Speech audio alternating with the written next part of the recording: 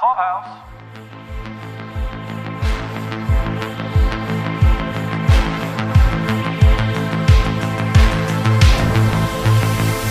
Welcome to the final episode of Escaping Gilead for the Testament Season 1, Episode 10. This one was called Secateurs. This is Paul. This is Caroline. Just a community note, please join us on Facebook in The Handmaid's Tale on Hulu, Gilead Online.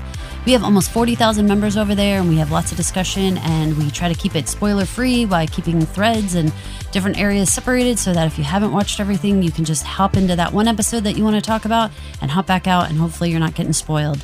Just a reminder, we assume you've watched this episode. We don't go step by step and recap this. So if that's what you're looking for, sorry, we go by characters and we try to talk about what's going on overall in the show and themes and things like that. So we hope that you enjoy that. We've gotten lots of great feedback from a lot of places. Paul's going to tell you a little bit about that. Mostly a lot of anticipation on both on the Facebook group and in Spotify and YouTube for our final episode of coverage for this first season.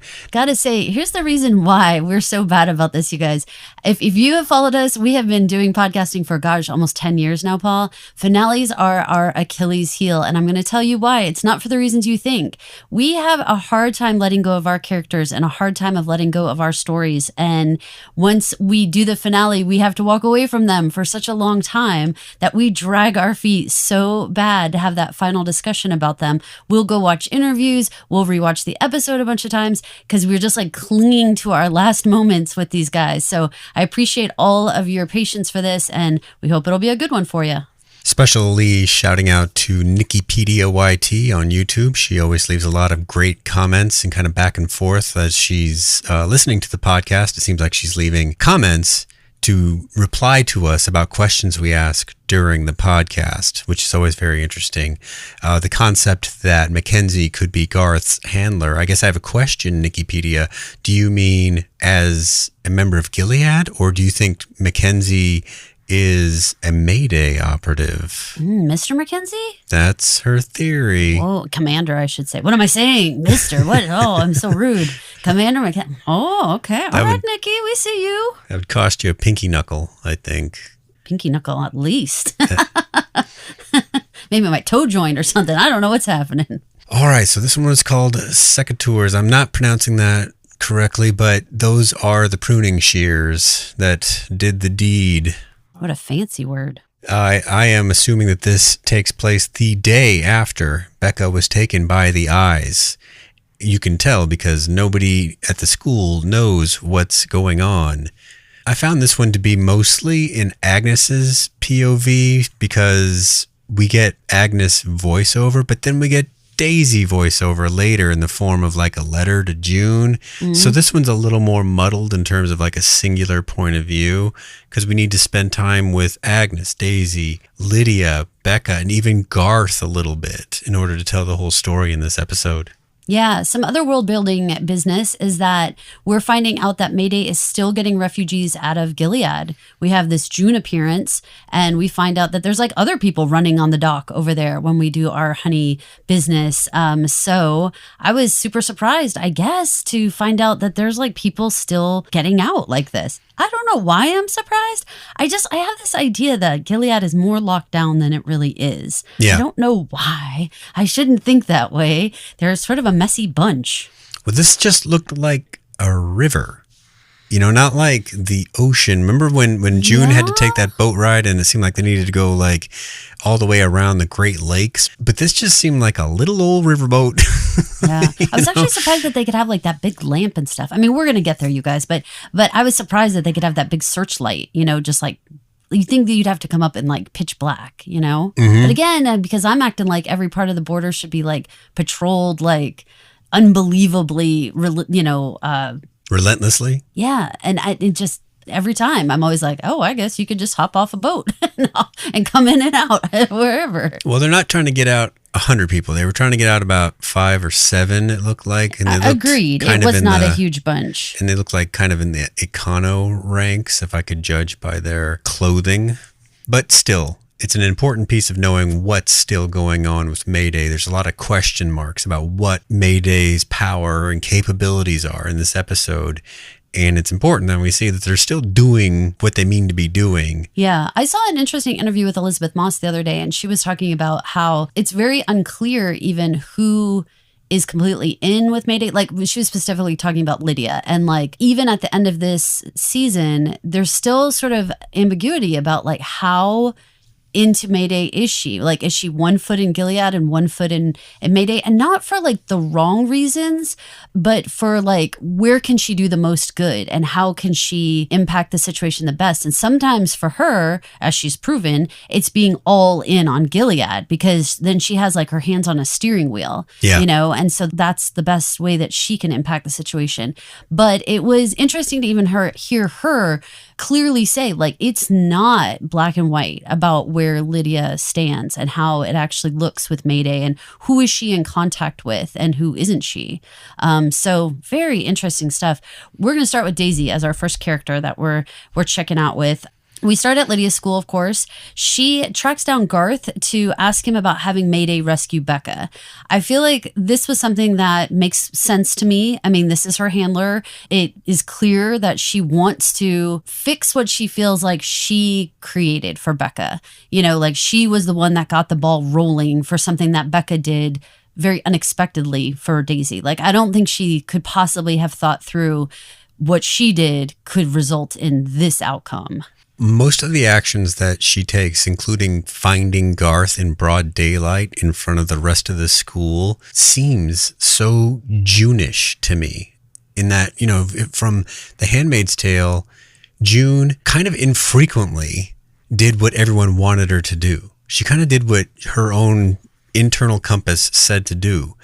Even when the other Mayday members and things were looking at her like, all right, we need you to lead us to this next thing. And she'd be like, I'm not leading you to that next thing. I've got to go do something else. I agree. She was a reluctant leader a lot of the times. And she would sort of be like, Remember, like, by the time they got to, like, Esther's house, she was sort of like, I'm tired. Like, she didn't really want to be the leader anymore and was sort of being, you know, she was, like you said, she had her own aim. And, of course, Hannah was always her focus. She was. But in those moments, though, when she was bucking the system and doing what she wants, that's what reminds me of what Daisy is doing. I know it's been very much made clear that they are not blood relation, at least mother and daughter anyway. But still, there's so many aspects of her that mirror what June needed to do in order to survive and blaze her trail like she did. Daisy's doing the same kinds of things. Yeah, I think that is just sort of like the path of the heroine, right? Is sort of what we're getting, is this idea of what does it take to be a strong person in this situation. And so I don't necessarily think that she's acting like June. I think she's acting like a heroine in the story. You know, that's a good point. If you look up anything about stories, now I'm not going to be able to expand on this other than to say that you're correct in that what's referred to as the hero's journey does change if the hero is a woman. Tell me. It has more to do with relationship building and less to do with swashbuckling like you might associate with the male protagonist. You know, the classic hero's journey is Luke Skywalker, right? Okay. When you think about that, yes, he had Han and Leia and his droid friends, but he ultimately needed to win the day kind of on his own.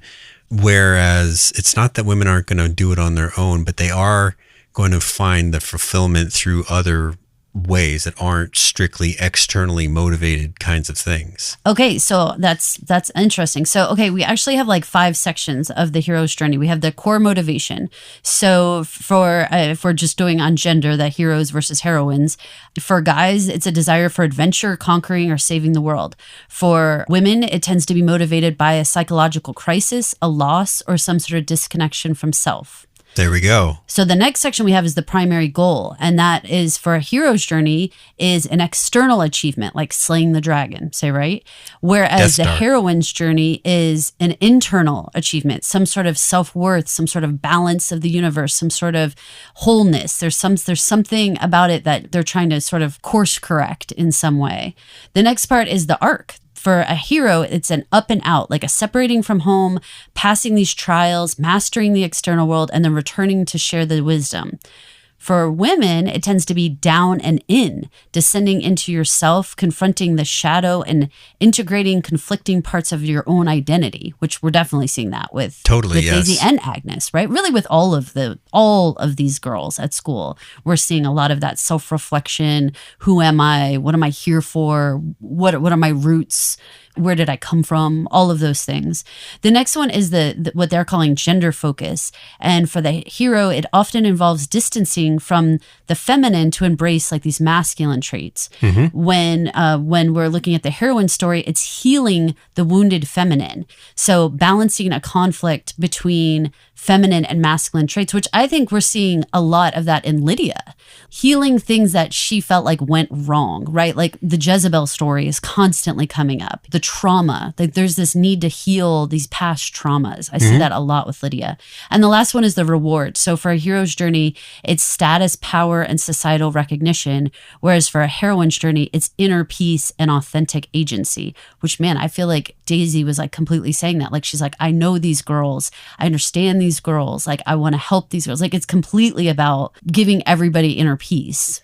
So really, it's a cool comparison of like what is going on with our heroes versus our heroines. And I love, I want to say from the outset, Paul, I think that Bruce Miller has done an amazing job with this season. But this finale in particular, I was constantly surprised by the things that were going to happen next. I did not see everything coming, which we put a lot of kind of our pride on the line about thinking like we can find the breadcrumbs and we can figure out what's coming on next. I didn't see some of this stuff coming at all. Yeah.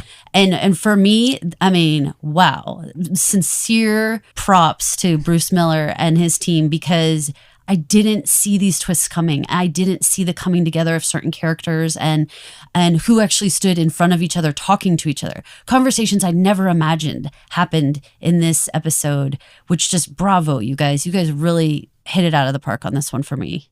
So continuing with that heroine's journey, there's this arrangement for Daisy to be smuggled out of the campus via the honey barrels. I think she thinks she's going for one reason, whereas Garth has heard over the Boston Free Radio that it's time to reel in this loose cannon.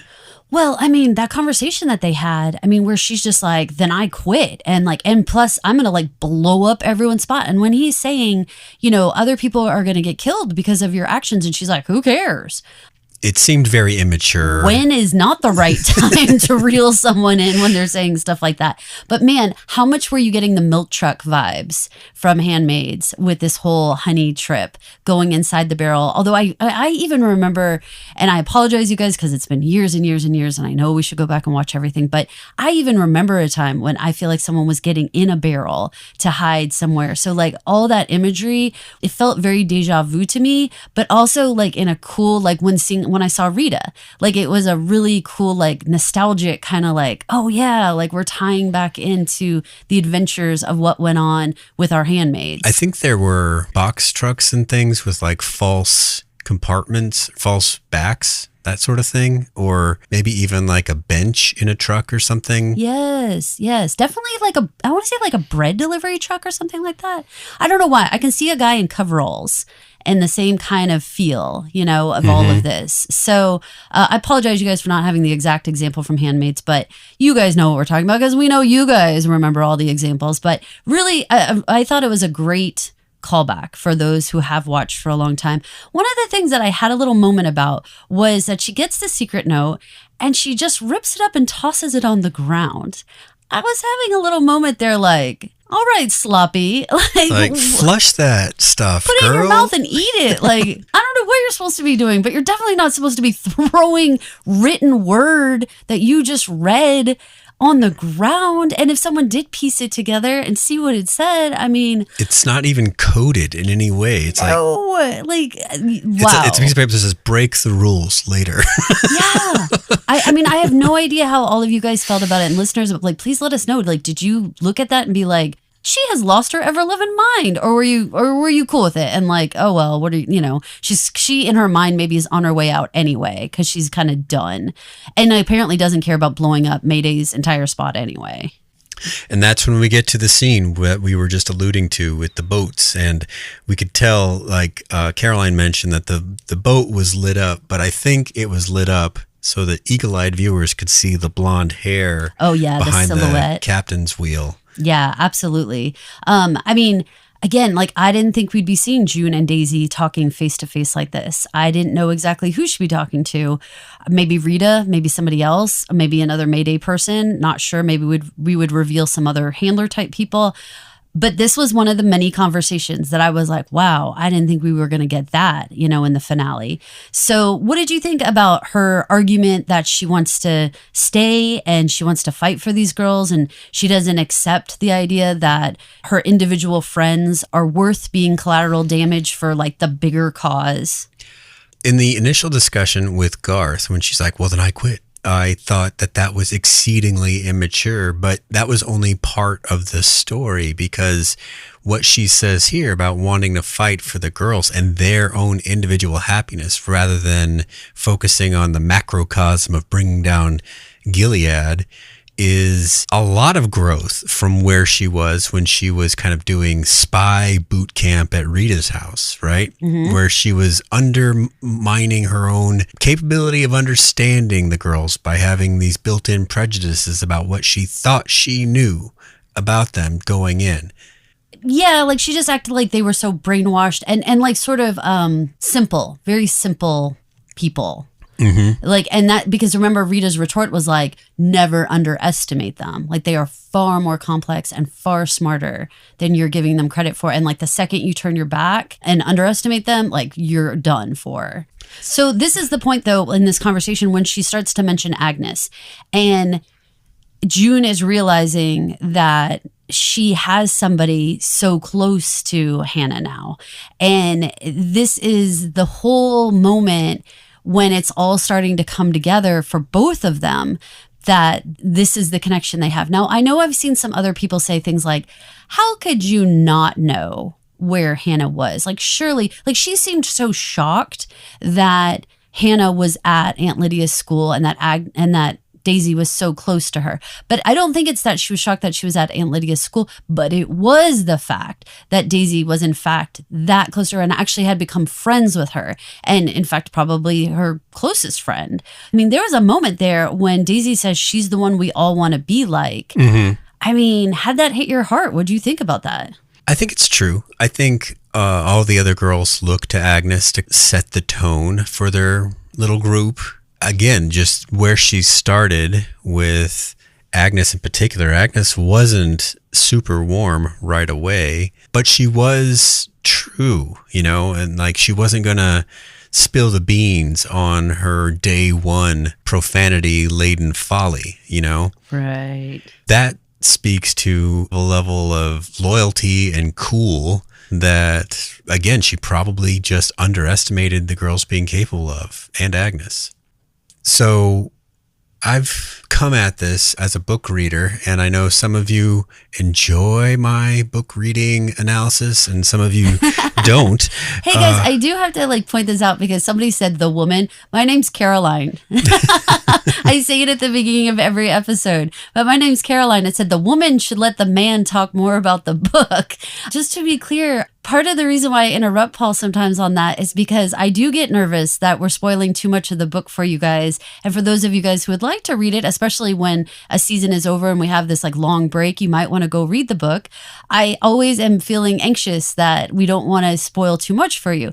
The hilarious thing is then the very next comment we get is you need to talk more about the book. And it's oh my goodness. So I however we want to say, we were trying to balance it of giving you a little bit of context and a little bit of contrast when there is, or a little comparison there with the book without ruining the book for you if you'd like to read it. So we're doing a little dance here for you guys, and not, some people want more, some people want less, and we're doing our best. Given that and the events of the book, I had a bias that Lydia is in on this in some way. Now, whether she's completely a Mayday operative or more like a Mayday informant, kind of like a one-way deal, I don't know. That's why I never believed that Lydia pairing Daisy with Agnes was ever a coincidence, because I have this bias that I believe Lydia is in on it somehow. Now, it'll be interesting to learn if she's someone's handler or if she's just sort of like a one-way informant or... Well, that was the thing. That Elisabeth Moss interview, basically to me, what I was getting from it, and I'm not going to say anything verbatim, but it was like basically like even the writers don't know exactly how deep or exactly how Lydia's involved. It's an evolving process of how she slots in. And even Elisabeth Moss herself, she said, and she says... This is what she said, you guys, in the interview, that it can even evolve in a season as they're writing. Like they maybe don't start at the beginning of a season with like one particular angle on everybody. It may be like as it's playing out. And I don't know how the writer's room works, but that's what she said, that it's like they can even zig and zag as it feels right. So Lydia is not fleshed out is basically what she was intimating. Well, then they have what they did in the book, but they have what they've done in the show, and they are not the exact same thing. However, with the hope of this gigantic arc that would play out from Lydia, the OG aunt, at the beginning of Handmaids with the cattle prod and the ear cuffs and all that stuff, if she somehow comes back around to be instrumental in the fall of Gilead, that would be a really killer story. It's got to be the story. I mean, it has to be. I mean, that's what I'm looking forward to. That's what I'm thinking is happening. But I don't think it's what's the ending as much as how do we get there. Mm-hmm. And where, like I said, exactly where she slots in, exactly why she does the things she does, exactly how it plays out, you know? Mm-hmm. But it's through this discussion that June is testing Daisy. Isn't that what you found? Yeah, that's what Elisabeth Moss said, is that the back and forth that she has with Daisy is a test to see if Daisy will give good enough reasons for why she should stay. Like, does she have the true fortitude to stick in there? And the fact that she is willing to argue with June, she is willing to fight for her friends, she passes June's test, but it was very intentionally a test. That last little bit, she really tries to push her buttons.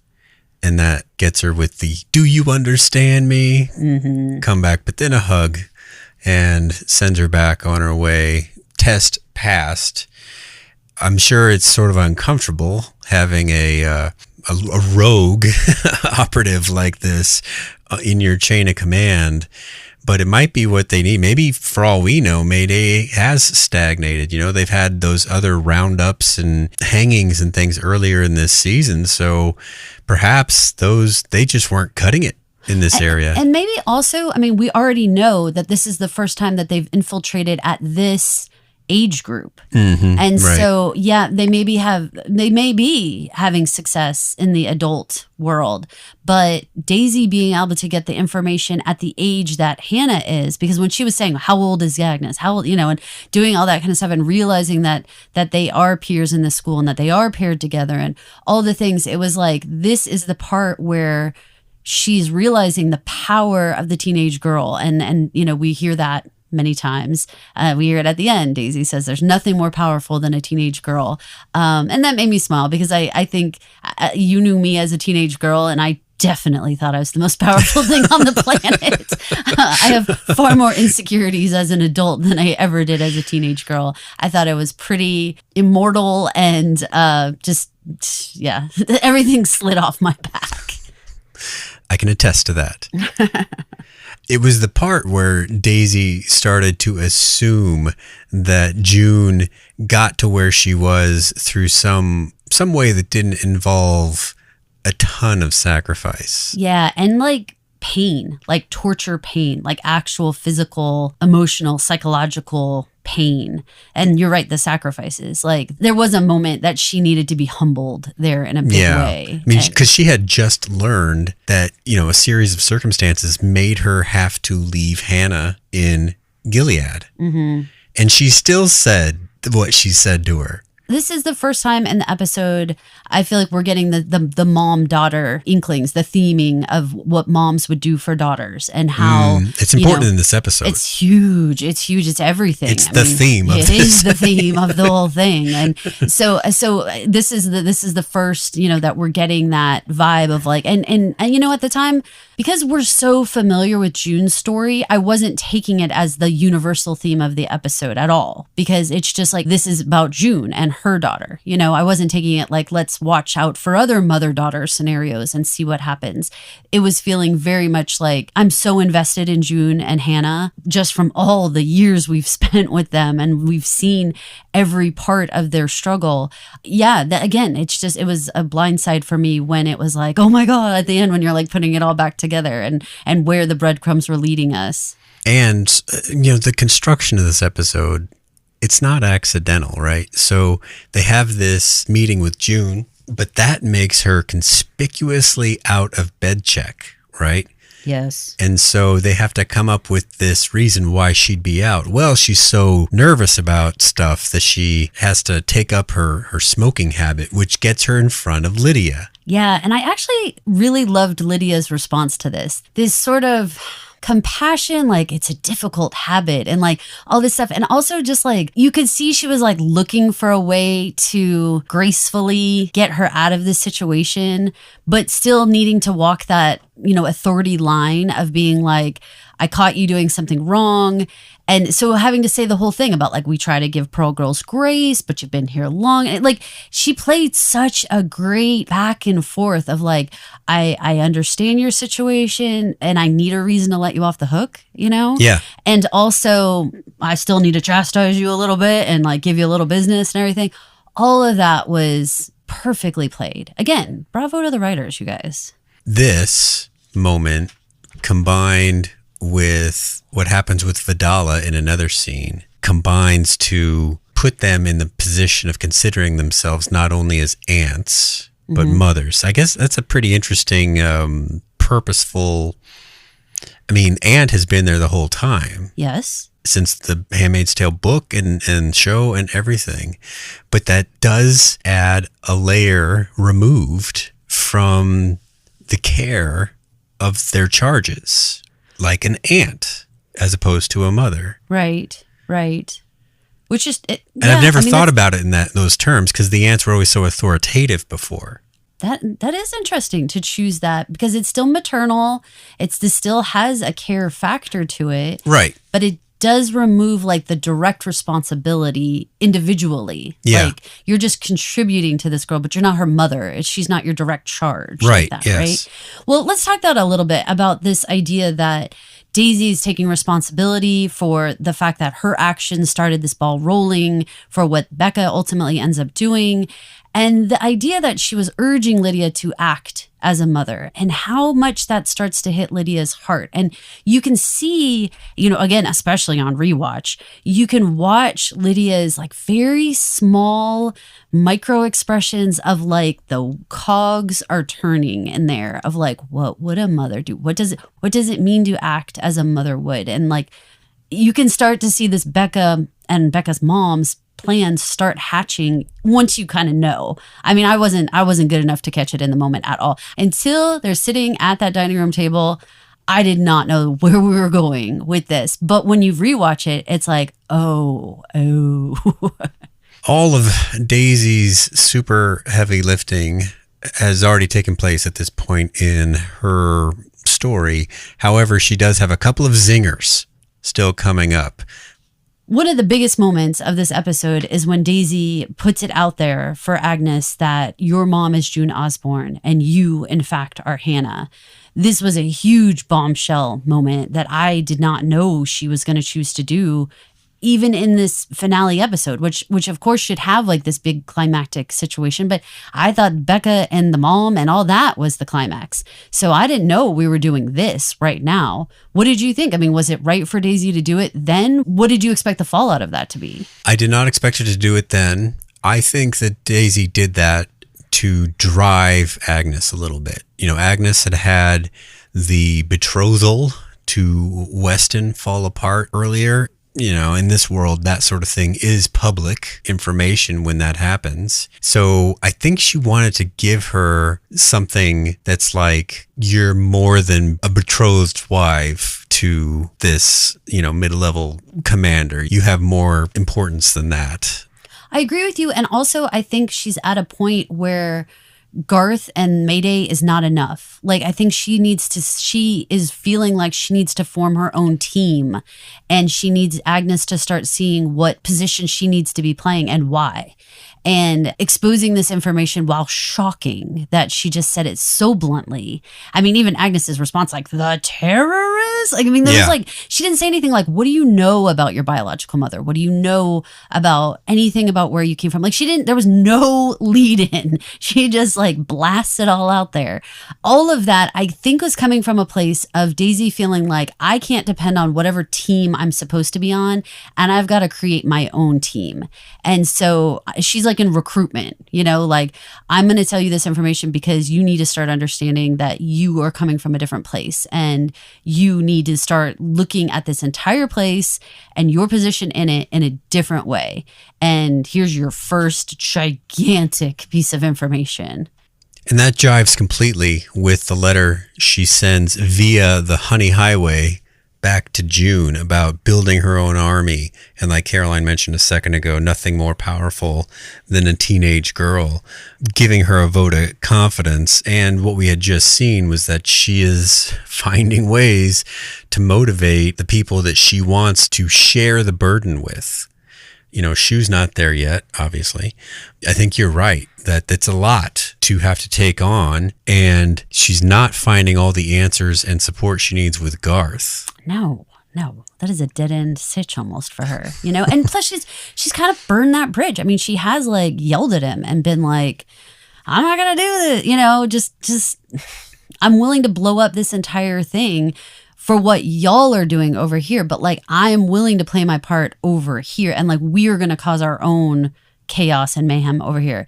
And it was all coming from saving one individual girl, and then realizing she could save another girl in Agnes, and realizing her power, that each one of these girls is worth saving. Right, which was a very Daisy belief, and, a very June belief.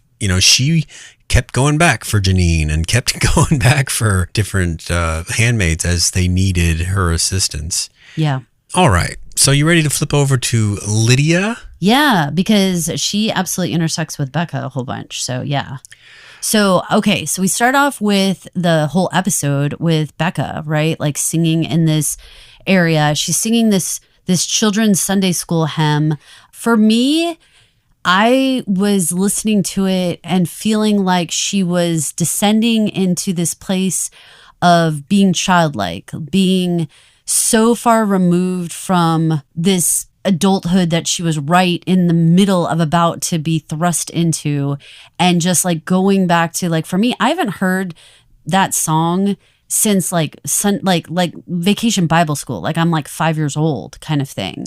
Totally agree that she was just had a break from reality, just all at once, killing her dad, kind of feeling maybe betrayed by her best friend and these things. That very dramatic abduction. Yes. I mean, I think, and that's where I'm going to, like, she has to go to a place in her head where this was way before life got complicated. This is going back to like 5, 6, 7, 8 years old, pre-puberty, pre-thinking about being any of this wife business, wearing her pink dress, singing little songs with her friends, playing little games, stuff like that. And that was the girl that we saw there. I thought the actress did a beautiful job of portraying this pain. Her voice was beautiful, but very innocent and pure. And just everything about her, just again, like those smallest of expressions on her face just felt so lost and scared, and yet trying to be resilient on like the most innocent level of being like a little child, but trying to be strong. It's like seeing, like this little tiny trying to fight. And so she's singing this song of resilience, singing this song of fighting, like the idea of fighting a worldwide flood. and I'm one person and I have to save the world. It's not too unlike when Daisy was scared to death and she kept repeating the prayer of sort of, I don't know, protection or whatever that she had learned from the other teenage girls. So sort of like a teenage prayer, let's say, but finding comfort in just repeating the words and, like you're saying, needing to find an internal area of comfort going all the way back to when she felt the most protected. And I think more than just comfort. I mean, think of Noah. Think of the song she's singing. He's one man against a worldwide flood. Like the idea of having to be that resilient and being that strong in the face of utter destruction. Your whole world has crumbled. That's the song she's singing. So it's not just like a nursery rhyme. It's not like a baby's song. Like I don't want to reduce it to that. Like it is a song of saying, like, we have to build this ark. We have to build the world back. We have to save everyone. That's what she's feeling as this one human being, as Noah, you know? And she's having to think about how to save everyone. And how do you do that? How do you stay resilient? And, you know, we have this beautiful moment where we see Margaret Atwood, which for anybody who didn't recognize her, that was the older woman who like comes in and unlocks the door for Lydia. She says, don't rile her up. Yep, she certainly does. I loved seeing her because, you know, it was a meta moment of, you know, real life injection of the author. Very cool. I also really appreciated Lydia's complete distress in seeing her. It was giving me all the Handmaid's vibes of her putting together all the things that her girls were going through in real life, like the things that she prepared them for versus what their real lives look like. And there was lots of small moments where she would see something happen in action where she was like horrified, you know, like this is what the situation I put them in. And here she was seeing Becka and seeing her trying so hard to stay sane. And she just played it so beautifully because she was trying to, you know, advocate for her, saying, take off the restraints, you know, do this, do that. And also try to reassure Becka in that moment. The whole thing was overwhelming. I mean, to see all the scratching writing on the inside of the cell, for lack of a better word, everything that I saw there. And there was lots of little Easter eggs there. You guys should go back and look. You can look up online. There's initials on the wall that stand for several things. I've seen it come up in different contexts, but if you look up at the different initials that are written on things, you can look up all the Handmaid's various references. So take a look. There's a lot of cool things in that room. What you were just describing is one of the main reasons I believe that Lydia is on our side, is that she feels so wronged by the man half of this society, not just for the subjugation of the women, but because she said, okay, I can't do anything about the subjugation, but if you hold up your side of the deal, I'll hold up mine, which was preparing the girls for what they said they needed. Mm-hmm. And then they lied and didn't do what they said. They did some of that. Yeah, they did. But then they also turned some of them into Jezebels and mistreated them. Yeah, and only followed the rules when it was convenient to them. Yes. And that's the thing that I think that always galls her, is that it's like when she figures out that she's over here doing things that she feels like is following the letter of what they all agreed to do. And over here, they're, you know, smoking, drinking, having sex, doing whatever they want, whatever's convenient to them.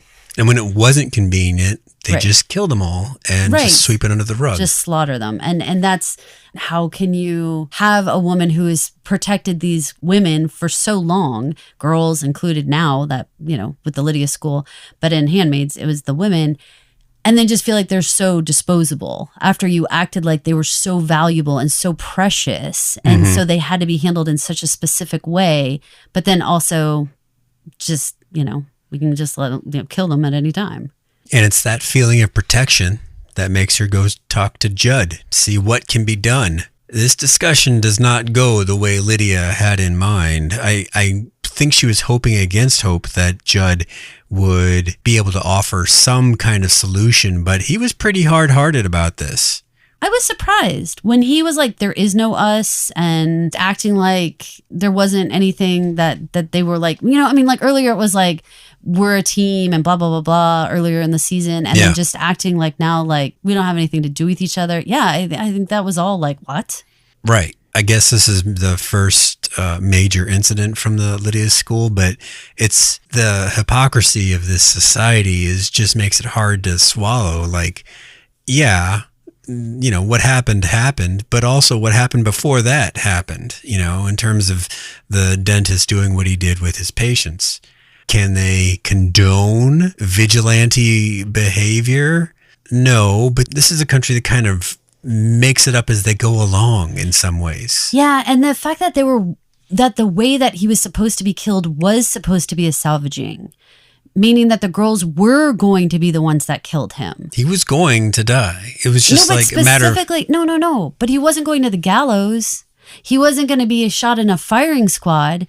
It was a salvaging they said they were going to do because they needed to get their pound of flesh, remember? Yeah. So then to say, well, it's fine if a group of girls kill him, but not fine if one girl kills him. I mean... In a twisted way, it reminds me of like an inmate going to lethal injection, but on the way, he has like a heart attack and they revive him. Because he's going to die by lethal injection today. Not on his own steam. It's our responsibility to keep him alive up until that moment. But that's besides the point. It's just crazy to me how sometimes it really matters when someone is killed, even though they're going to be killed anyway. I think it's about control. I think it has everything to do with how whatever the punishment is, it's fine so long as it's their punishment. Meaning the patriarch's punishment. It has to come from their orders and in the way that they say that it's acceptable to do. The fact that Becka took matters into her own hands, despite the fact that the outcome was exactly the same. And that's what Lydia was saying. Like, but he was going to be put to death anyway. Like, how can you hold her at this level of punishment when it was going to happen anyway? Mm-hmm. And that is the disagreement. It's about control. If we start allowing people to take matters into their own hands, we've lost control. And control comes up later at the Lydia school when she's been told by Judd, who has been her ally, that there is no we anymore. Vidala happens into the scene and she accuses her of trying to use the situation with Becka to give everybody an excuse to push her out. That was another conversation I wasn't expecting to have. Me neither. I didn't know we were going to relitigate everything that happened at the stadium. I didn't know we were going to go back to this time and be like, why didn't you like me? And what was, the whole thing. Like, I was like, I can't believe we're actually going to discuss this. Well, and interesting that it's been years and years and years. That's what I'm saying. Like, I can't believe we're going back there and we're going to discuss this. Like, wow. That whole thing was a kind of a great clearing of the air for those two. I wonder if it's not too unlike Daisy building her army because she can't do what she wants to do alone. I wonder if Lydia is doing the same thing by reaching out to Vidala. I mean, literally, physically reaching out later in this episode to Vidala. What do you think about that? Maybe just put yourself in the supposition headspace that Lydia is on our side, right? Yes. Then maybe she needs help too. And there's nothing more powerful than a 70-year-old woman. I love that. You know what? I think we could definitely put it under the category of underestimated and overlooked age groups. What do we hear all the time? 25 to 45-year-olds. That's what we look at. Or 18 to 35-year-olds or whatever, right? Yeah. But who are we overlooking? We're overlooking the younger girls. We're overlooking the more mature women in our society. And we hear that all the time. Like once you hit 45, 50 years old, I've heard this all the time, you become invisible in society. People don't even notice you. You can look however you want to look. You can say whatever you want to say. You can do, it's sort of, remember Fried Green Tomatoes? When Kathy Bates just like rams her car in and she's like, I'm older and I have better insurance. Like, and she just smashes the younger women's cars up. Yes. Because they're overlooked. This is a whole section of society. And I'm getting into that section of my life where suddenly you have to fight for your right to be able to speak up and say anything or for anyone to even pay attention. Maybe that's why I took particular note of the being referred to in a review as a comment back that as woman. That woman. I have a name and I've had a name my whole life. So yeah, and I'm not going to be discounted in that way, you know? If it makes you feel better, I was just the man. Yeah, you also were the man. But guess what? You're getting into that same generation where like you're not the prime demographic anymore. And men, yes, I think have it easier in terms of like you get to become the silver fox as opposed to the woman who lets herself go. I'd kill to be the silver fox. Well, you are silver in your beard. There's that. You have a silver muzzle. How about that? That works out for you. Oh, the muzzle. But here's the thing. The fact that Vidala and Lydia managed to come up with this plan together, managed to work together and figure out how to have this instrument of God conversation, which is prompted completely by Agnes and her coming to Vidala and saying like, if Becka acted the way that she did, it's because you taught us that we are supposed to act this way. And so everybody's coming from their different places and these different conversations. Vidalia's coming off that conversation. Lydia's coming off of Daisy saying, be our mother, you know, act as the mother. All these ideas are coming to they're starting to feel this extreme responsibility that you created us and you have the responsibility to protect us at this point. It is meeting together like cogs, you know, because if you were Vidala, you wouldn't even really need to argue very hard. Basically parroting what Agnes had just told her in the previous scene. And I don't think they ever thought of it like that. Well, even. no, I think they actually have. I think Lydia thought that was going to be her lot in Gilead, was teaching the girls and the women how to get along in a way that's not going to get them killed. No, but I don't think Vidala thought about it in that way. Right. I don't think she thought about like when I'm chastising them, when I'm telling them these different things and then they act a certain way, they act independent, they act, you know, like in the persecutions and they're yelling and they're screaming and all of that is encouraged. And in fact, you must do it. It's not even just encouraged. Like if you're not screaming slut in the person's face, like you're going to become punished next. So it's like, if you make them do these actions, do you not understand that you created the monster you're now telling us we are? You created us, you know? And I don't know that Vidala totally got it until she kind of turned and her eyes are red. Like, again, amazing little micro expressions going on in all of these beautiful actresses' faces. Like her eyes get red. She turns her back and like literally the tiniest bit of like the realization of like, oh my God, you know, like it's like her tears are welling up a little bit. And I mean, amazing. You could submit any of these actresses for any award, and I think they would stand a fighting chance. You know, Elisabeth Moss was saying that one of the things that she was like so admiring about this group of actresses was that all of them as a group, and man, we have seen a lot of bad actors who are young, you know, kids that they're too Disney-fied or it's coming out clunky. We've seen it, unfortunately, in other franchises that we actually cover for podcasting, and it's hard to deal with that. And maybe they started off great as a little kid or whatever, but just, man, they get into that 18, 20, 25, and they just are not finding the refinement that we're looking for, you know? But she was talking about this particular group and just how they are like acting like 40 years beyond their actual age and experience. That was the comment Elisabeth Moss made, that you know, she just feels like they are such seasoned actors. The way that they work together, the way that they say their lines. I mean, think about each individual one, like from Shu to Becka, Agnes, Daisy, like everybody's got their distinct personalities and characters. It's very defined. They act exactly how that character should act in that situation. I'm hard pressed to think of times when I am cringing at the way they're delivering a line or the way that they're responding to one another. Like, it's all so natural. Again, props to casting and all the behind the scenes people who made that happen. It's this discussion between the two aunts, the two top aunts, where the plan to rewrite history takes form.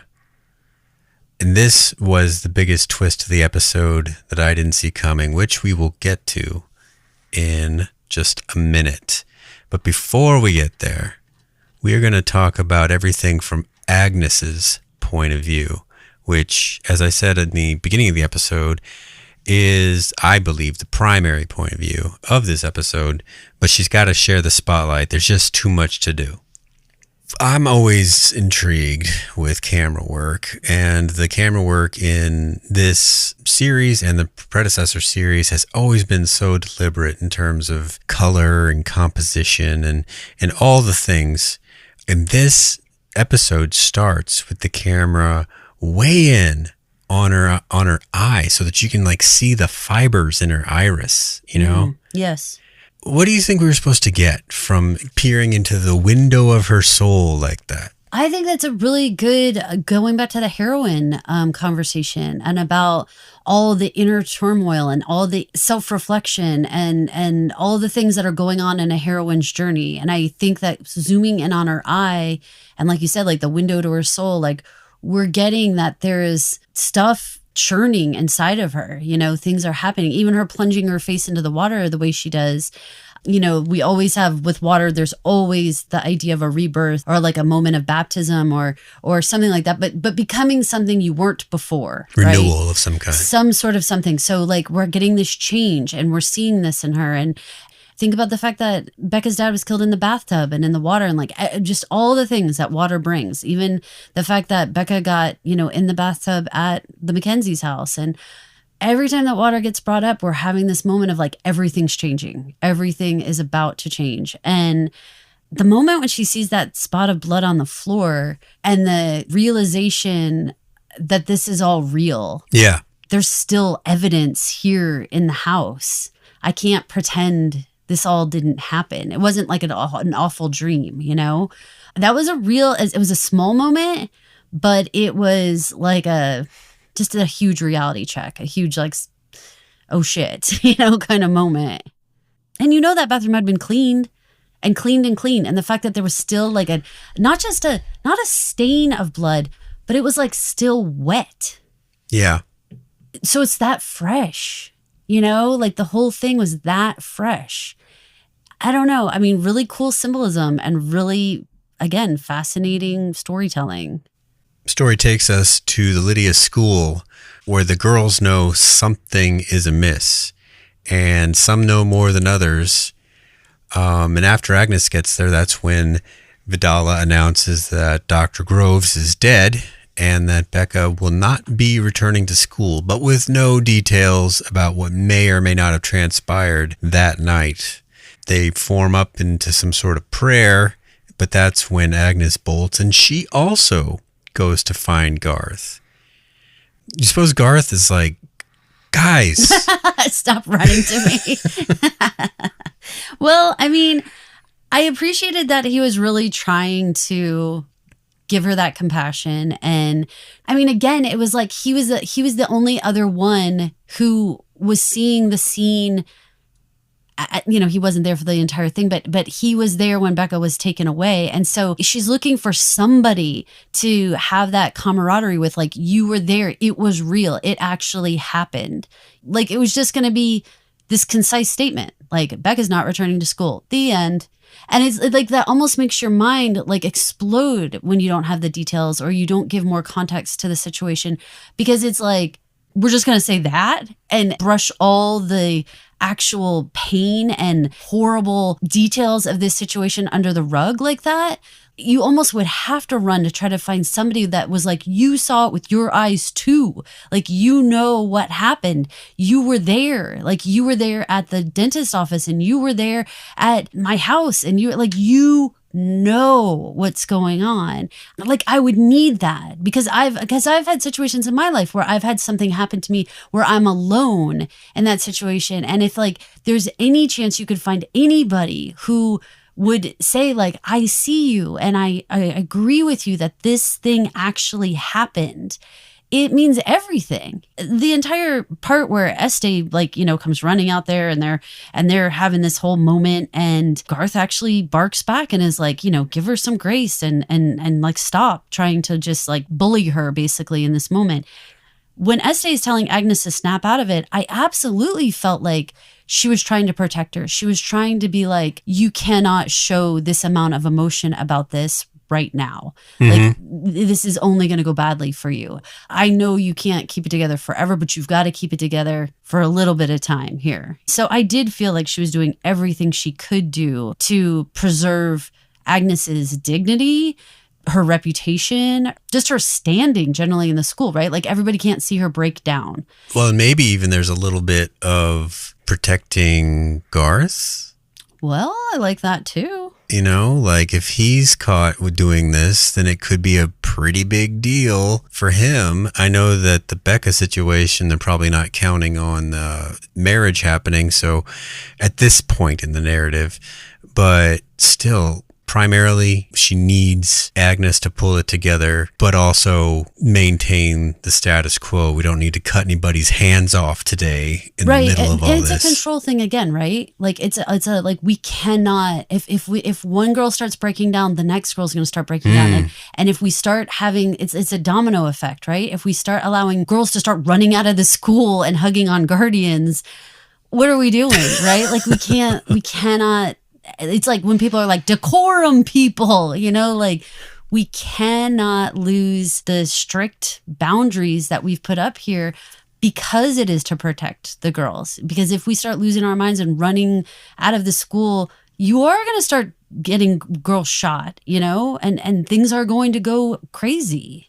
She returns and takes refuge in the bathroom with Shu and Daisy, because Shu is like, what is happening today, you know? Right. And Shu has this awesome just move where she goes and verifies that all the girls are out of the stalls, and then some other pinks try to come in, and she does this move that's sort of like a Paris Geller move from Gilmore Girls. Oh, it's not sort of. It is. It is the move. Well, Paris kicks the door and like holds it with her foot. Oh, it's an amazing scene, you guys. It's in A Year in the Life, and it's like an amazing scene when she kicks the door when they go back to have like a moment back at Chilton.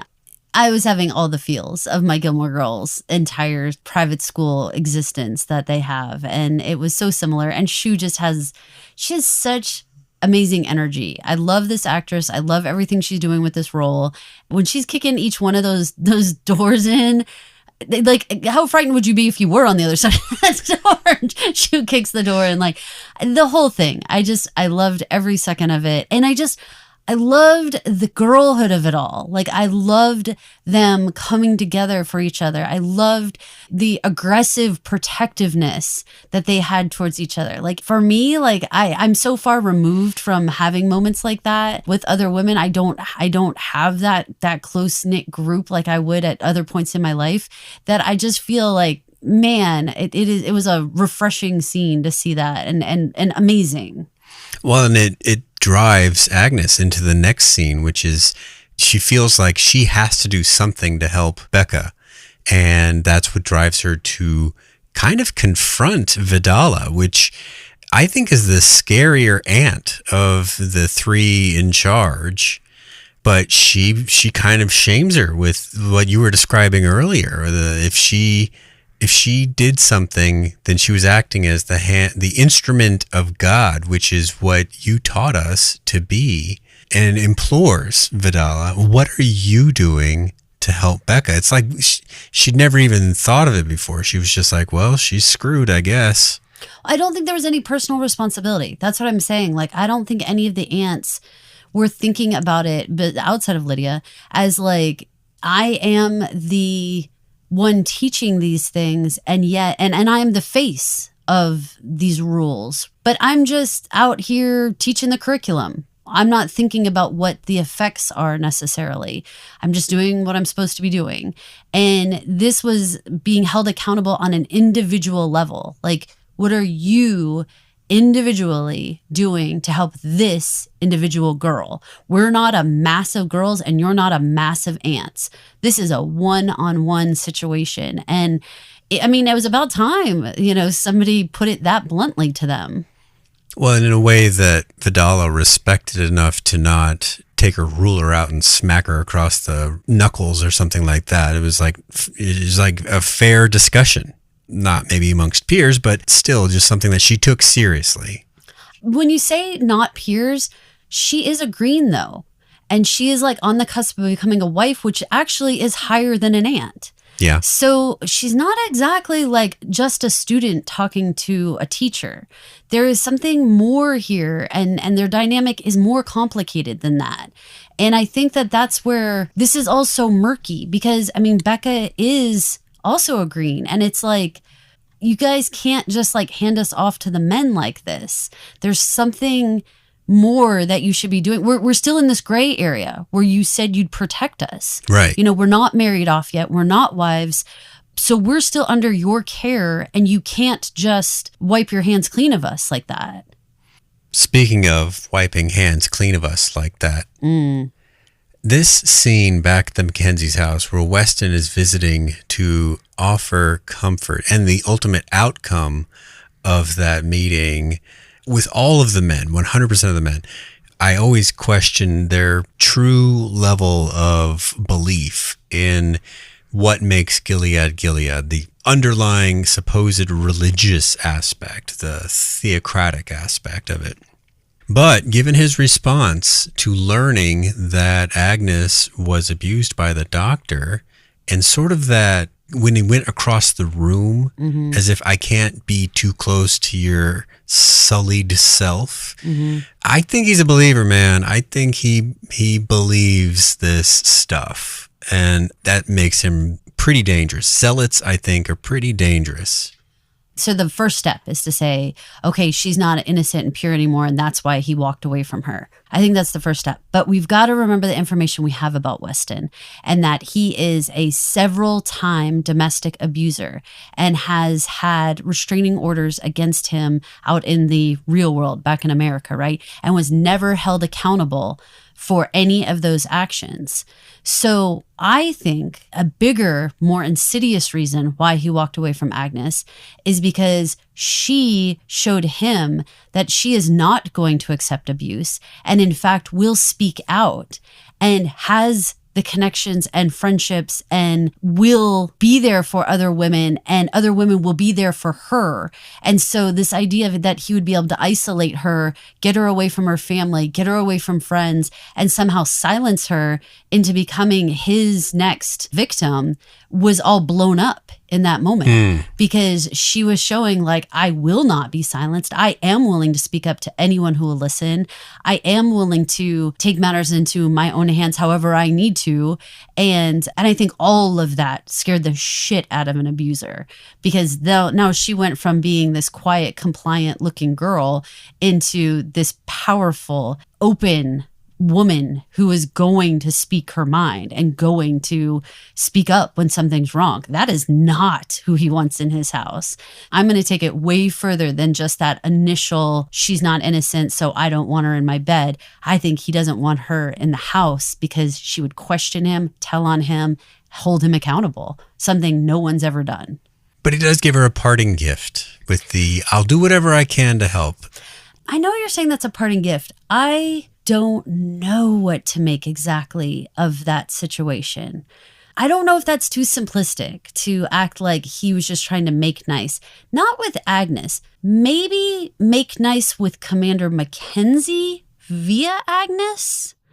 Oh, because Mackenzie's pissed. Mackenzie is pissed. He doesn't need to impress Agnes. That's not their roles. Right. But the dynamic is not like that. He does need to keep good with other commanders.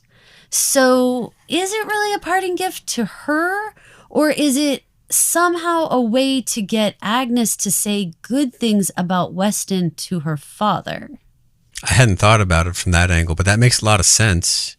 I don't think he cares what Agnes thinks, you know? Why would he? Why would he? Why should he? He's Right. going to flush her, so... Right. And he's just moving on to, the next green dance or whatever, Right. and he'll get paired up with someone else. And the fact that they exposed the fact that Mackenzie was pissed, because they didn't have to show us his response to Weston's whole sitch. That wasn't necessary unless someone else's actions were being driven by that. I like that theory. It's more complex, and it seems to fit better with the character. Why be kind for the sake of kindness? I don't believe that's what Weston's about in any form or fashion. I don't think you get to be in charge of the eyes if you're like also running like, Compassion camp? No. Yeah, bake sales and stuff. No, I do not think so. Oh boy, we're sticking with Agnes's point of view because she still has a lot to do, Caroline, including this really awesome discussion with Paula scrubbing on her hands and knees those bloodstains that remained in Agnes's own ensuite bathroom. Let's go back to what that blood droplet really represents. It doesn't represent blood on the floor. It represents the situation as a whole, what happened to her child and what was brought to her household via Becka, what was brought to her house via Agnes's contribution to this entire situation. And I'm sure if you were Paula, you're looking at it like it's the company you keep, like why would you be friends with Becka, who would be in the mindset to do something like this to her father? Like, that's how you could easily blame Agnes. Like, make better friends, hang out with better people. Right. Like, so she can put blame on Agnes. But it isn't about scrubbing that blood away. It's about trying to erase the mistake, trying to erase the incident as a whole and everything that went on. And also, we know that Paula has like this larger, grander plan. We saw from all of those moms that the status of where their child ended up was going to reflect on them and create their status as well. If they're like the child who is going to be married off to the colony guy, this was like a huge issue for her family. Like this was appalling, this was like a huge letdown, So on the same wavelength, anybody who is getting married off to someone who is a better commander makes the parents look better, right? Raises their status in society. So for Paula, who wants to be considered for a handmaid, who wants to be able to have other children in her house, all these things, she needs status. So this entire incident puts her path in jeopardy, because now what if she has this unmarriable daughter? What happens now? Well, that becomes a concern later in the episode, is what do we do with someone that's sent back from being a wife? And you're saying that Paula sees that clearly right now. You and I have been in situations like this, where if you could undo steps that you took before, like, should she have said, you can't hang out with Becka? Should she have seen this, done something different? Then how did Becka end up at my house, the Mackenzie house on that night, making this story about us too? Look, all of it is crazy talk, and it's all like Becka had her reasons, okay? But if you can just try to put yourself, and I have never been a Paula apologist in any way, okay? I think I've been super clear that Paula's a bitch, but I think that she has her own path, and she's trying to do everything that what we've seen the aunts say to these girls that they are trying to raise up in this world, which is try not to get killed herself, try not to be cast out, try not to have Commander Mackenzie be like, you know what, you're not really doing a good job with my daughter. Maybe I don't need you. Maybe I need a different wife. Because we've certainly seen wives just kind of disappear from other commanders' homes. Mm-hmm. So she's not in, no woman is in a secure position in the society. So anytime something rocks the boat, you got to know that everyone is shook at every level. Who else is going to be affected by the fact that Becka ran here? I don't know what Paula understands of what Agnes's role was in all of this. And I think that even that confusion is fueling her anger. Well, she's supposing that there was a role, and she's put it together that she believes there's a role. Yes, but when Weston says to Agnes, do your parents know? She says no. So we know there's not been any conversation or any actual information given to Paula. But yeah, Becka wouldn't have run here if Agnes didn't have a role. She doesn't know what the role is necessarily, but does it matter exactly what your role was, or just the fact that you had a role in a daughter killing a father? And don't take this the wrong way exactly. I'm nervous now, y'all. But we got to see both parents in action, and Paula knows that she is missing some key piece of information because the rest of it doesn't make sense without it, right? Whereas Dad asks the same thing, like, did you think you have any reason why Weston discontinued the proposal? And she's like, no. And he's like, what a thing, anyway.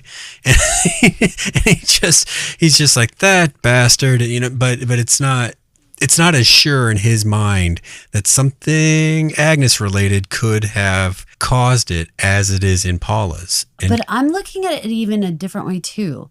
It's not just that Weston broke up the engagement. It's that Becka ran to their house. Like, you got to back it up a little bit and like put the camera bigger. Paula was standing right behind Commander Mackenzie, and she looked pissed, and like there wasn't a lot of compassion going on there. It was like, you brought this shit to my house. Remember, what is the role of Paula? She's master and commander of the house, right? Right, yeah. So you brought this nonsense into my home, and Agnes was the gatekeeper of that.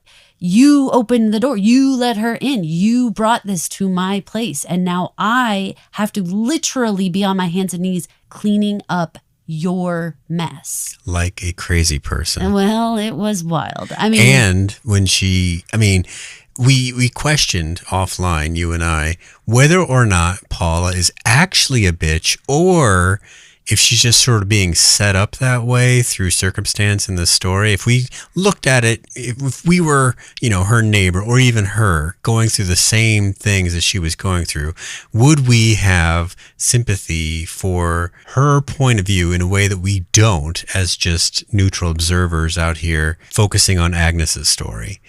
And it's the part where she says that the people of Gilead, after June's antics, wanted to cut her up and send her to June as a message. That is probably the part where you lose me as a possible sympathetic compatriot of Paula's, because that's just cruel to say. Okay, it is. But let's go back to what I just said about this idea that she is the manager of this house, right? And what I feel like she was trying to say to Agnes was like, your father protected you so hardcore from the cruelty of Gilead, and you brought it into our home when your father and I, let's assume Paula was also being cool with like not cutting parts of Agnes off. Like, we made this walled fortress for you. No, it would have been original mom. I think Paula feels she was a part of raising. Yeah, she probably feels that way, but we know it's more recent. No, and I'm for you. I agree as well. But let's just assume Gilead never stopped asking. Maybe when she was 10, 11, 12, 13, 14, every week they're calling, can we have an earlobe? Can we have let's just assume they never stopped asking, okay? So Paula at some point was involved. And even if it was just passively, right? Mackenzie's like, still not going to send the finger, day a million, What I'm saying is that I feel like what she was saying is your father did so much, and by extension, I did so much to keep you from being exposed to this insane world that is out there. But you can still see where for Paula, there is this moment of we did everything we could to keep you intact and you're in pieces anyway. And now what? Your path was so clear and now it is destroyed. Nobody even knows what to do with you anymore. You can see how, again, I've got no compassion for Paula. I really don't. But I want to understand the storytelling. I want to pull back the camera far enough to be able to say, Paula did have a purpose. There was utility in the things that Paula was saying to her, even as cruel as it was. The parting shot between Paula and Agnes is about the likelihood. Because remember, I know that we're jumping around, but at this point in the story, the quote-unquote truth has been established about the death of Dr. Groves, and the state is happy to go with Mom did it. Becca's off the hook. So what happens with Becka now? Well, Garth should probably drop that proposal, which drives Agnes to abscond from Chateau Mackenzie and go to the Guardians Barracks, which is someplace we had never seen this season, and now we see it a couple times in this one episode. Yeah. And asks Garth to honor the proposal. And they leave this moment in sort of a cliffhanger-y sort of way. At this point, Garth has got to know that Agnes likes him, right? Yeah. Yes. I think so. likes him. Check yes or no. She checked yes. Yes. I thought this was very, again, the girlhood of it all, like her wanting to protect Becka so much, trying to act in a way that even adults won't act. And she's trying to protect her by giving up the only thing that she actually has, which is like this relationship, no matter how budding it is, with Garth, that she's willing to give up the potential of ever being with him in order to save her best friend. This is all she has to sacrifice. Look, and we just talked about this about June. This is it. This is the only thing that she has, and she's giving it up to save her friend. And it is a unbelievably selfless action on her part.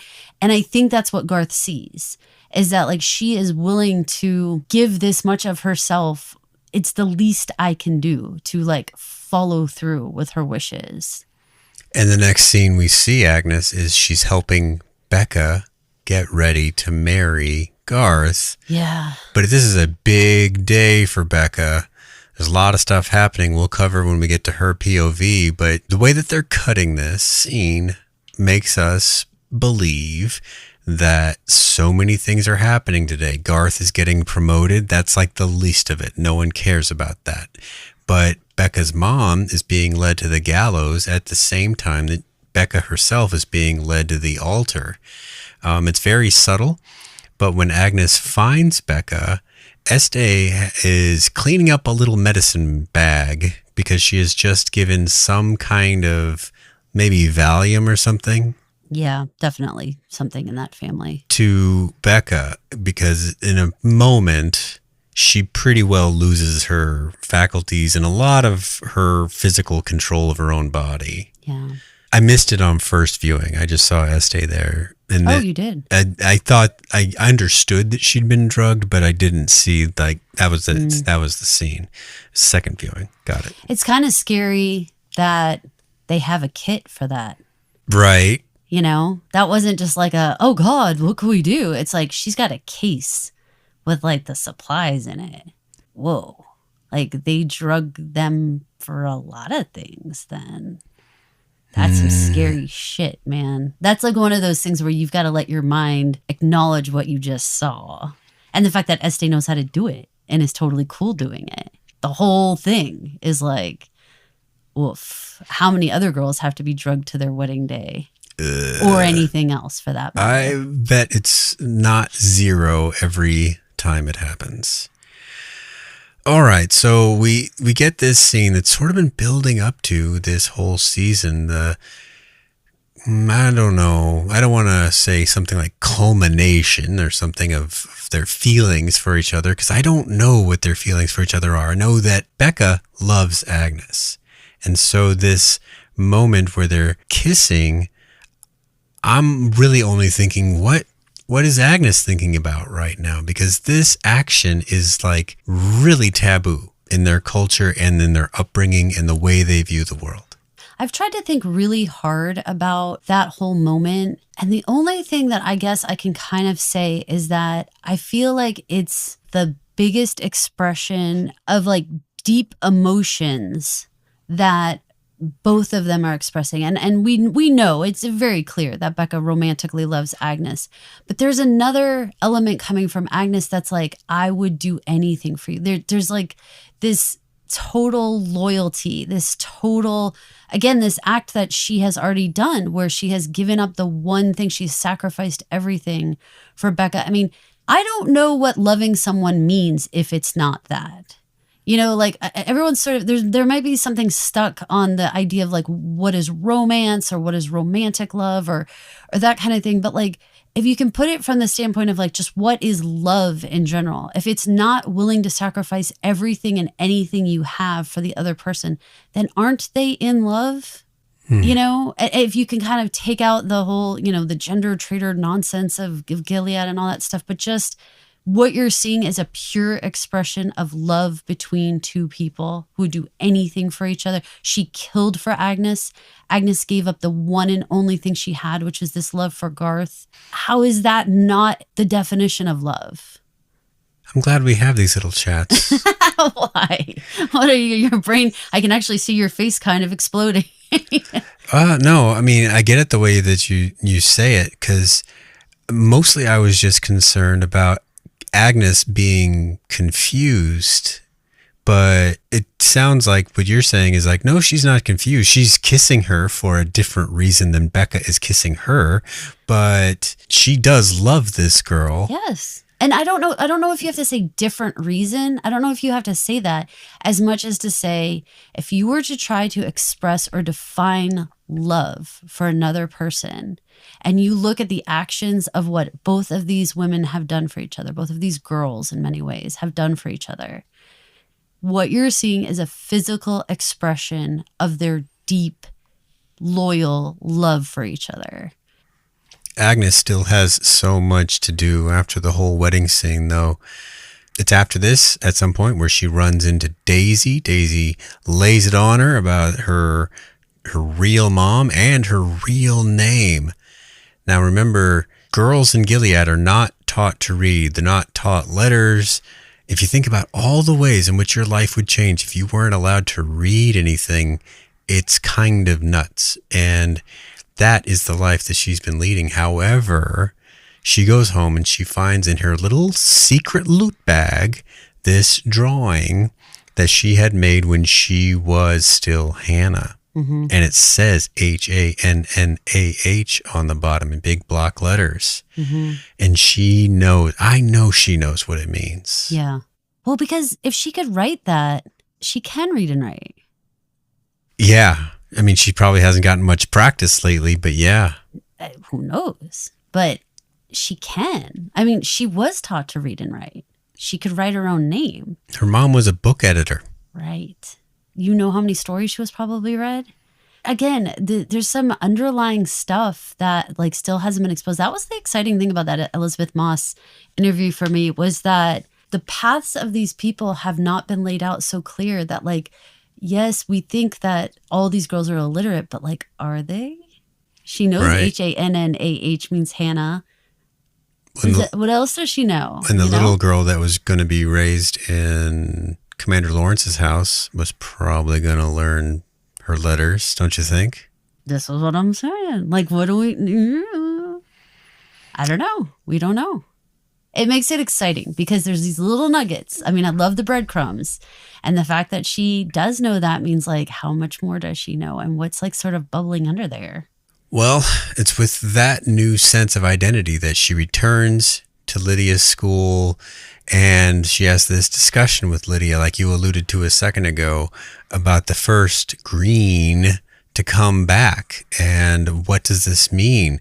She has a strike against her, and they have a lot to fight against now.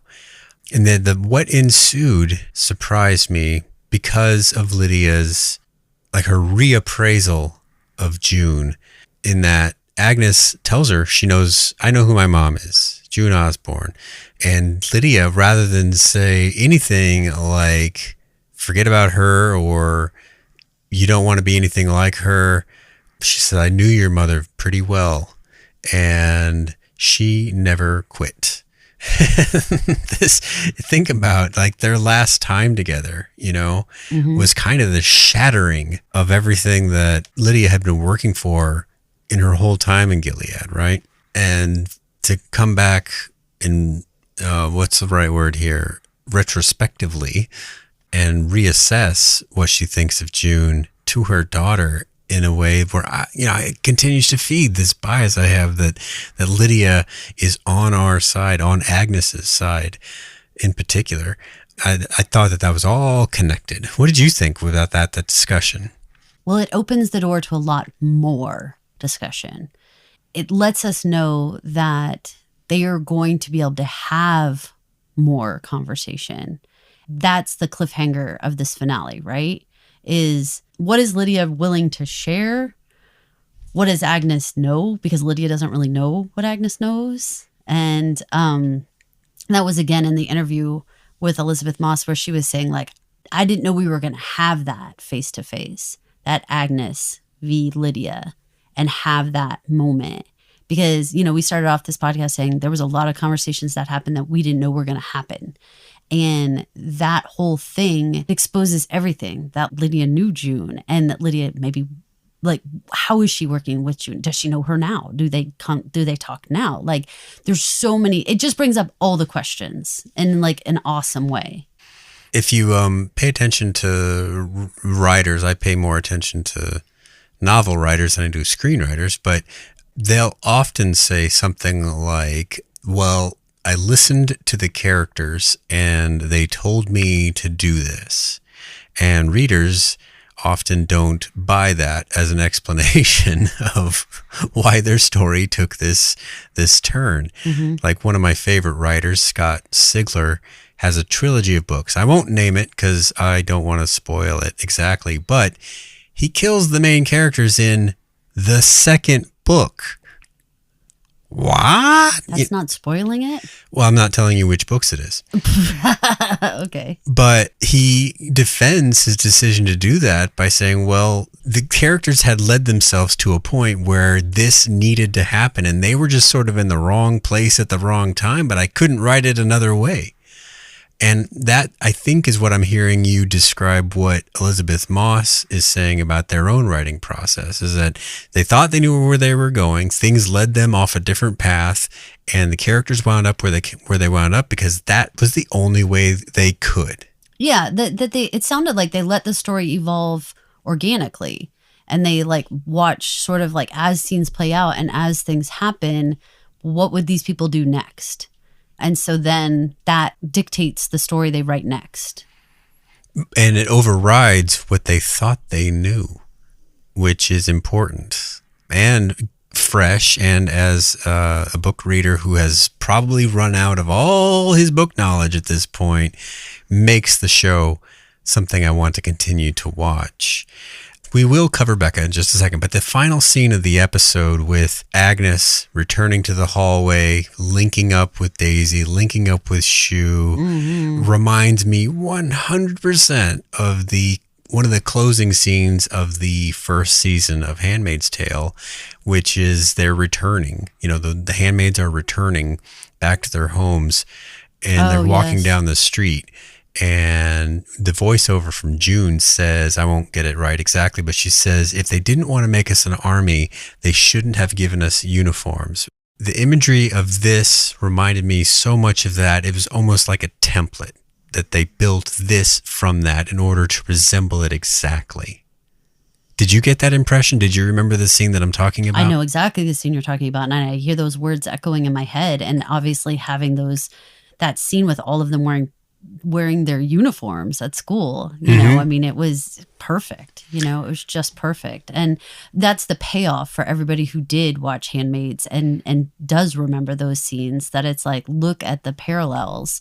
Again, you know, kudos to the writers for bringing those moments in. It's not just having the cameos of people from Handmaids, but having that imagery. And like you were discussing, that, you know, the different parts about the dance and moments that were like, oh God, this is so reminiscent of this, and this is so reminiscent of that, and just so many moments where you're like, oh man, it's just huge payoffs for being a long-term fan.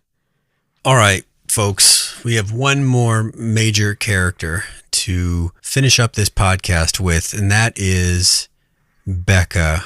Boy, in terms of like predicting the future of the show, I feel strongly that Becka is going to struggle in the first part of the next season, or maybe even the whole season, with what she's done, where she's like wound up, dude. what's happened to her family, the fact that she's living in her parents' house. When they panned the dentist chair on the way up those stairs, and you realize that they're going to live upstairs from the room that had happened. Yeah. I mean, oh my God. After Becka is sprung from the women's holding area to be under 24-hour surveillance back at the Groves' home, there's the discussion with the aunts. When Aunt Lydia said, let's go over the facts, I kind of had a moment at that point where I was like, oh, there's a story of brewing. There's they're going to change what happened. But I did not expect that it was going to be Mom. And I was wondering if you thought they had like a sidebar with Mom. No. Or if Mom was learning her fate right at the same time Agnes was hearing about it. I think they were learning the fates in the moment. That's how I feel. I don't think there was any sidebar with Mom where she was agreeing before this conversation. I don't know if you remember when we were watching, but after Lydia said all that, I go, what? And then Becka goes, what? I think we all said what, whether it was out loud or in our heads. It was like, holy shit, this is how they're going to save her, because we knew they were going to try to do something. We knew there was a Hail Mary pass here going on, but I couldn't come up with it. I didn't know what they were going to do. Like, were they going to put her under their brown robes and scurry her out of there? Like, what were they possibly going to do? In this society, they need a body. They don't care which one, but they do need one. I mean, the way that they just accepted the mom's statement or confession after everyone knowing what happened, but they're like, well, we got the mom's statement or confession, so that's good enough. Let's roll. Well, a wife would outrank a non-wife. So, I mean, they're not, it's not like, it's hierarchy. Who outranks who? And if the mom says, no, this is what actually happened. Because the mom says something that struck my heart, because she said, it's what should have happened. Yeah. And when she said that, my heart was like, oh my God, because it brought me back to all those moments like that you were pointing out throughout the season, when she's trying to talk about the wedding, or she's trying to talk about, is the meat overdone? It's all her inaction, all her talking around things that she knew was really going on, but she didn't handle anything head on. She was always talking about something else, redirecting the conversation. And Becka ran straight up the middle at her father. And I mean, it was basically that moment where the mom's like, I should have stopped trying to talk around the problem and handle it head on. And I didn't, and I raised a daughter who did. How do you feel about Becca's mom in terms of like, could you take the fall for your child? In the face of that horror and the certainty of my child's outcome if I don't, I think I could fall on the sword. I know I could, because for me, especially understanding this society, where is she going? She has a dead husband. She's got a daughter who's probably going to become executed. A dead husband with pretty nasty rumors swirling about him. 100%. The commanders like knew everything. How is she not going to end up dead, whether it's in the colonies or whatever else? Like her fate is already sealed anyway, because she doesn't have any place to go. And just like the comments in our Facebook group, which are supposing that she had to have known something. And if not known, then had enough clues to know. Right? Yeah. So why wouldn't the people of Gilead feel the same way as our Facebook members? I think that. And I also think that there's no role for her in this society. She's not a mother. Her child will be gone. She's not a wife. Her husband's dead. She's already dead by societal standards. There's nowhere for her to be. Yep. And she didn't really have status anyway. She was never a commander's wife. She was the dentist's wife. That's even worse, and that she can't really be married off to someone else because she wasn't that status. So I think in this scenario, going back to what's the definition of love, sacrifice, giving everything you have, giving your life for someone else. I mean, this is it, this is the mother's love. This is the whole thing. for Lydia to come up with this plan and for them to be able to sell it and for them to be able to get Becka out of this situation. And again, the mom, to me, she was a dead man walking already anyway. There was no happy ending for her. You made a good argument for that. That's for sure. So, wow. I mean, I'm blown away. Again, it's the womanhood, the protecting each other. It's you got to be the one to save her, and like the whole dynamic. Sacred and unbreakable bond between mother and child. And women in general. The rest of the episode is a montage between the various courthouse scenes. It has been pointed out on the Facebook group that the mother, they pull the gallows at the same moment that Becka drops her bouquet. Yeah. Like the gravity of the situation in both spots. Yeah. Literally gravity in both spots. And figuratively for that matter. Amazing. That's why this franchise has captured so many people's attention, because the way that they do it, the way that if you will sit with it and watch it scene by scene and be like, holy shit, like look what they're showing us. I mean, to show her having to come down that aisle, to have her be walked in the same way her mother's being walked under the armpits to get to this place. The same thing is happening to both women. Remarkable imagery. A really well put together series and finale. I've seen people say that they lost interest or they thought it was boring or they're going to move on to something else. But I don't think so, man. I think you just needed to maybe wait until they all came out and then watched them back to back, because it all fits together so well. There was no fluff or room for storylines that didn't go anywhere in this first season of this show. It all links together like a puzzle perfectly. Yeah. This season was extremely gratifying for me. I felt like we talked about it at different points in time where I was like, this dentist storyline, it's feeling so Murder, She Wrote, where it's like, we're going to introduce a problem at the beginning. We're going to duck under for a little bit. We're not talking about the dentist for a while. Suddenly he's everything at the end. Everything that happened. He was the motivation behind so many of the things that happened at the end. I mean, amazing. That is like hallmark of a great story, and I'm so happy, of course they're greenlit for season 2 and we're so excited about that. There's a lot of questions still. I mean, we have Garth taking Becka back to the house and laying her in that room and locking the door. And, I saw a lot of commentary back and forth about like, was he locking her in like for her safety? Was he locking the door for his safety? Like, because she's capable of murder. Right. So it was in the way that he locks the door and sort of jumps back, like almost like the lock's like electrified. It's not dramatic like I'm saying it, but if you watch his movement, it's not like a lock and you stand there and you kind of like exhale like, huh. It's like a lock and a jump back, like a step back. Like you don't want her to reach through the door and grab you, or grab you under the door thing or grab your pant leg or something, like there's a little spook there moment of like, I don't know, like you don't know what she's going to do. I mean, of course, I think all of us sighed a big sigh of relief that he didn't try to do anything else, because I think that there's, there was always the ominous feeling of like, she's a drugged woman, and he had, by Gilead law, every right to do something with her on their wedding night. And for all we know, obligation. Exactly. You're exactly right. And so I think we all collectively breathed a sigh of relief that he did just leave that room.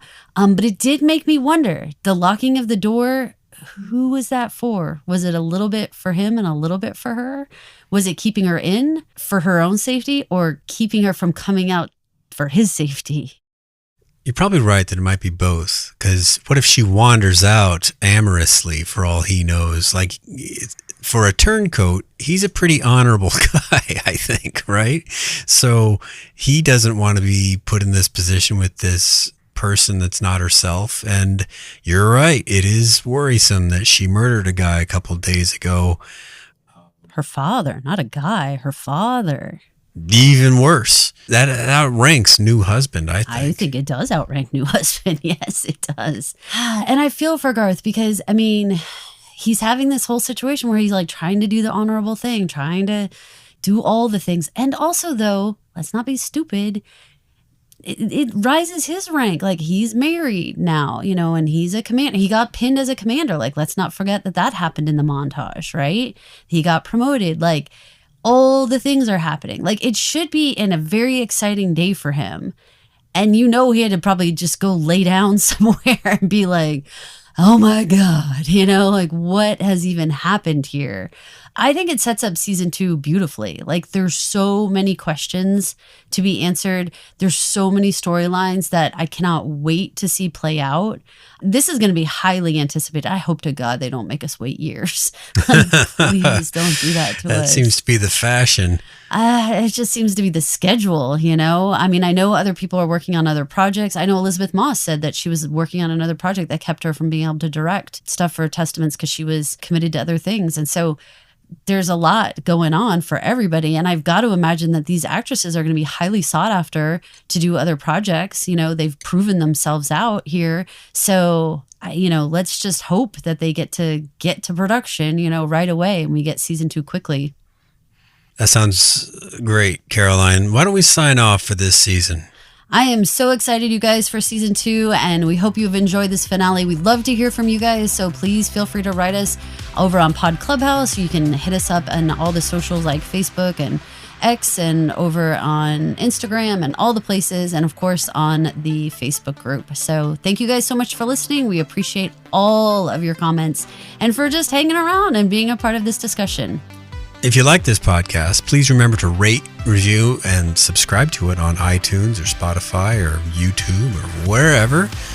Please leave us a 5-star rating and a review, and that will enable other listeners to find us in the future, which this show is going to run for several seasons, so there is a future. Thanks a lot. Thanks so much for listening.